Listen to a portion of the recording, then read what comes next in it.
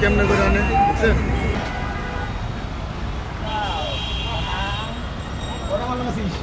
আপনি কি এই গাড়ির কি দায়িত্বে আছেন? না আপনি কি সুপারভাইজার গাড়ির? না না তাহলে কি আপনি যাত্রী আপনি গাড়ির যাত্রী, তাহলে কেন নামছেন এখানে? নামছি মাল দিতে নামতেছে এই জন্য আমার দুটো মাল আছে তো এই জন্য। ছাগল কি এই বক্সে করে নিয়ে এসেছেন? হ্যাঁ কিভাবে আনলেন? এটা যদি মারা যেত?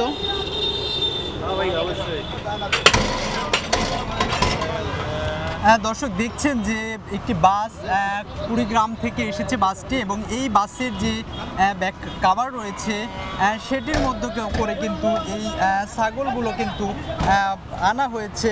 আমরা যদি এই ব্যাপারীর সঙ্গে বা গাড়ির যে হেল্পার রয়েছে তাদের সঙ্গে একটু কথা বলতে চাই বা জানার চেষ্টা করি আসলে কিভাবে আনলেন তারা এই ছাগলগুলো। অর্থাৎ এটি কিন্তু পশুর প্রতি এক ধরনের নির্মমতা এবং পশুকে এক ধরনের কষ্ট দেওয়া, অনেক আজাব নিয়েই কিন্তু এই পশুগুলো এখান থেকে এসেছে। এই গাড়ির যে ব্যাগডালা রয়েছে সেগুলোই করে আনা হয়েছে। গাড়ির নামটি দেখতে পাচ্ছেন তাহসান এন্টারপ্রাইজ, এবং গাড়ির নামটি আপনারা দেখতে পাচ্ছেন আহসান এন্টারপ্রাইজ, এবং এই গাড়ির যে নাম্বারটি রয়েছে ঢাকা মেট্রো ব 150361। এই গাড়িটিতে করে কিন্তু এই কুড়িগ্রাম এবং এই কুড়িগ্রাম নাগেশ্বরী এলাকা থেকে এই গাড়িটি এসেছে, এবং এই গাড়িতে করেই কিন্তু এই ছাগলগুলো নামানো হয়েছে, যেটি কিন্তু পশুর জন্য এক প্রকার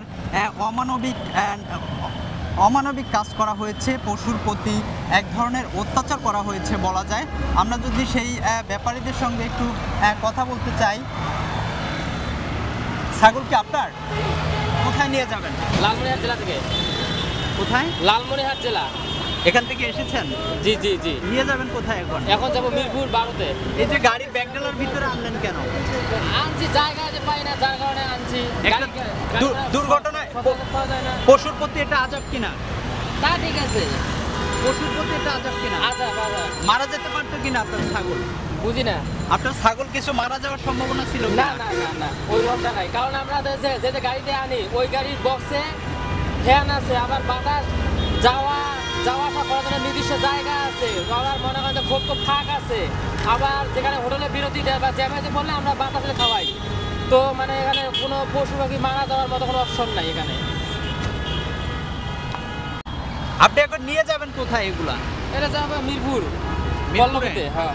কতদিন যাবত আপনি এই ব্যবসা করেন? আমরা আছি প্রায়, আমার মানে বয়স ধরে হইলো ততদিন ধরে আমরা আছি এখানে।